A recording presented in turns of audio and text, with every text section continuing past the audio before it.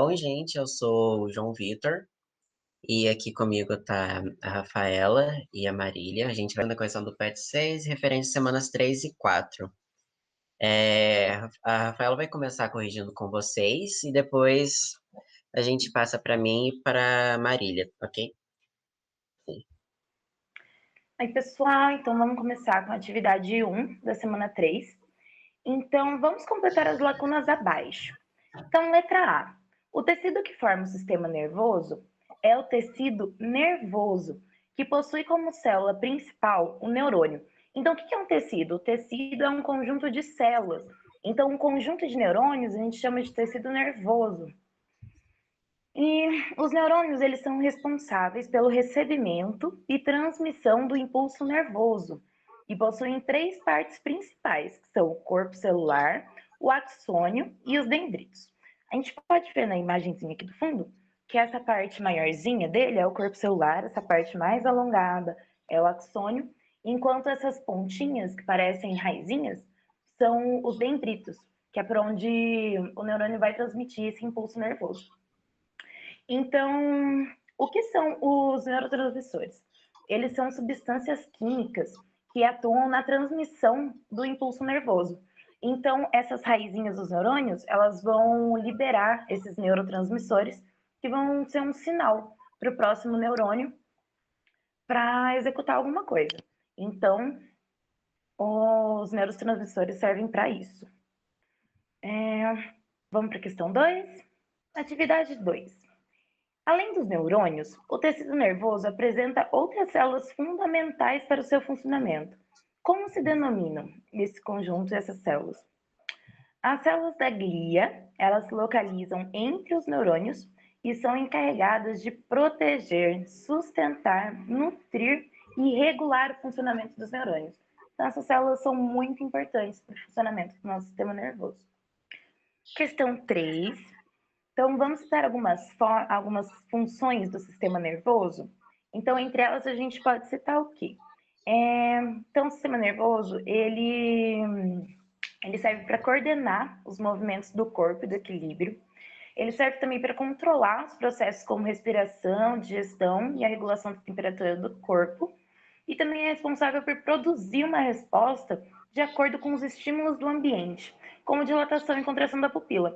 Então, quando a gente está num ambiente muito claro, a nossa pupila contrai para que a gente absorva menos luz.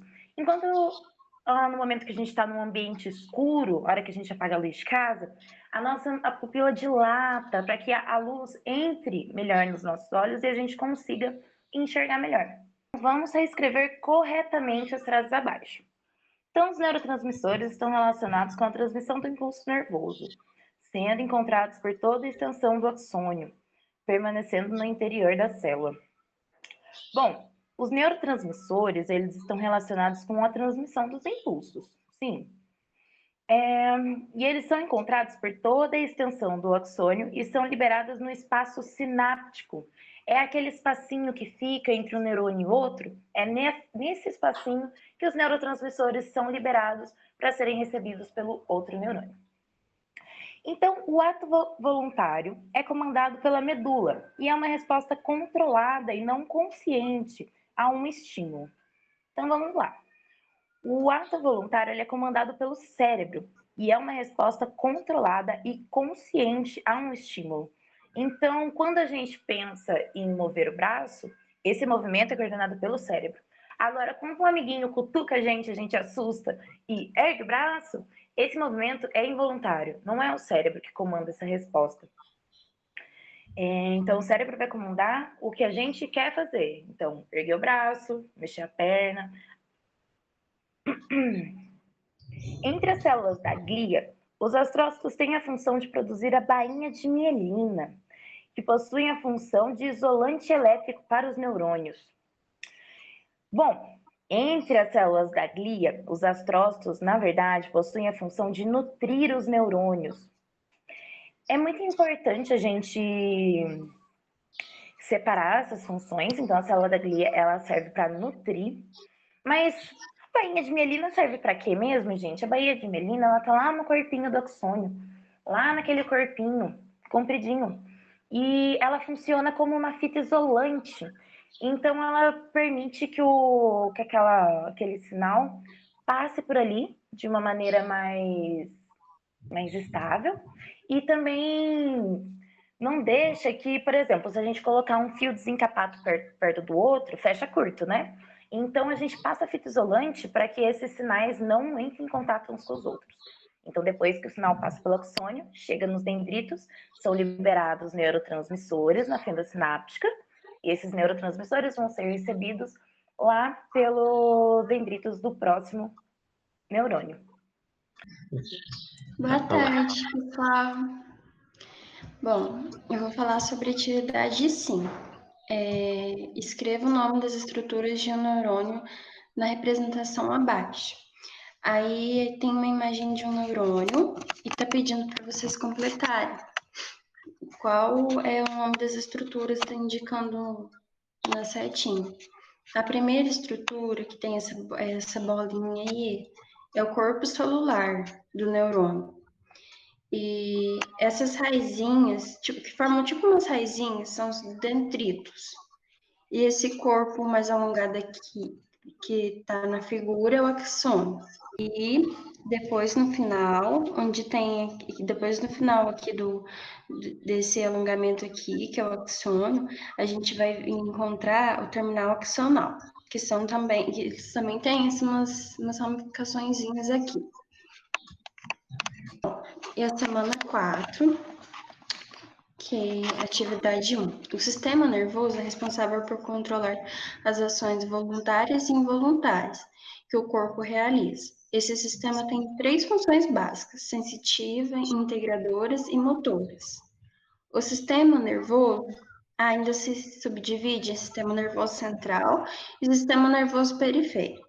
O sistema nervoso central é responsável por captar e transmitir informações para o corpo e é composto por...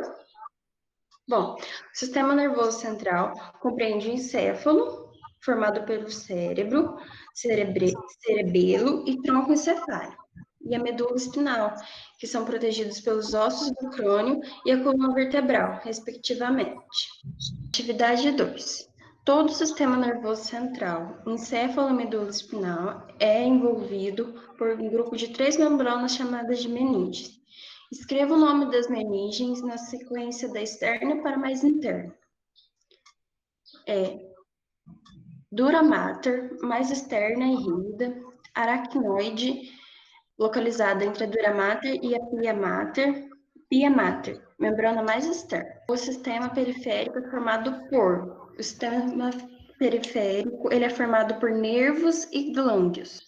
Atividade 4. Diferencie sistema nervoso autônomo de sistema nervoso somático. O sistema nervoso somático controla as ações voluntárias do corpo. Ele intervindo no controle da musculatura esquelética e no movimento do corpo. Já o sistema nervoso autônomo, ele é responsável pelas ações involuntárias, que são inconscientes e automáticas do corpo. Ele atua de modo integrado com o sistema nervoso central e apresenta 2 subdivisões: sistema nervoso simpático, que prepara o organismo para situações de emergência, e o sistema nervoso parasimpático, que prepara para situações de relaxamento ou atividades relacionadas à digestão. De maneira geral, esses 2 têm funções contrárias, porém elas são complementares.